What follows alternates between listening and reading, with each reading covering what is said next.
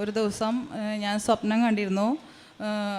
ഞങ്ങളുടെ ലോയറിൻ്റെ കയ്യിൽ ഒരു പാമ്പിനെ കണ്ട പോലെയാണ് സ്വപ്നത്തിൽ കണ്ടത്. പാമ്പ് കയ്യിലിരിക്കുന്നതായിട്ട്.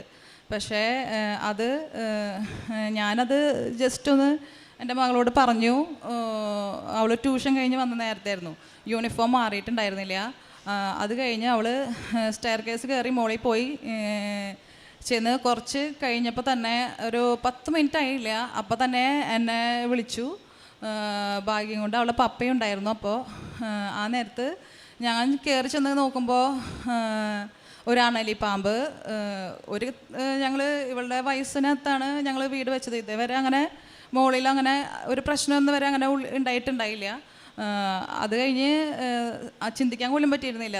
അത് ക്രയോൺസിൻ്റെ പെട്ടിയിലായിരുന്നു, ഇവളുടെ കയ്യിലായിരുന്നു. ഇവൾ നന്നായി പടം വരയ്ക്കും. അപ്പോൾ ആക്രിലിക് പെയിൻ്റൊക്കെയാണ് ഉപയോഗിച്ചത്. അപ്പോൾ ഈ സാധനം ക്രയോൺസ് പെട്ടി ഞാൻ തലേദിവസം വൃത്തിയാക്കിയപ്പോൾ ജസ്റ്റ് ഒന്ന് തട്ടി നീക്കി, ചെടിയുടെ അവിടേക്ക് കിടക്കായിരുന്നു.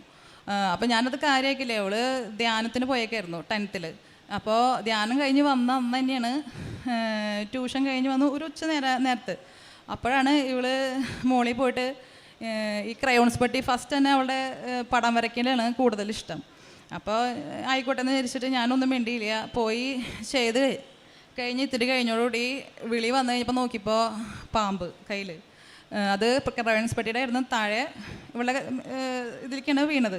ഭാഗ്യം കൊണ്ട് ഒന്നും പറ്റിയില്ല. അപ്പോൾ ഞാൻ സ്വപ്നത്തിൽ കണ്ടതും ഇവളുടെ കയ്യിൽ വന്നും കൂടി ആയപ്പോൾ ഇവളുടെ യൂണിഫോമിൻ്റെ ഇതും അതേ വേഷം തന്നെയായിരുന്നു. അപ്പോൾ അതിൽ കുറച്ച് നല്ല വിശ്വാസമായി. എല്ലാത്തിൽ നിന്നും രക്ഷപ്പെടാനുള്ള വഴി ദൈവം തന്നെ തുറന്നു തന്നു. ഈശോയ്ക്കും അമ്മ മാതാവിനും ഞാൻ നന്ദി പറയുന്നു.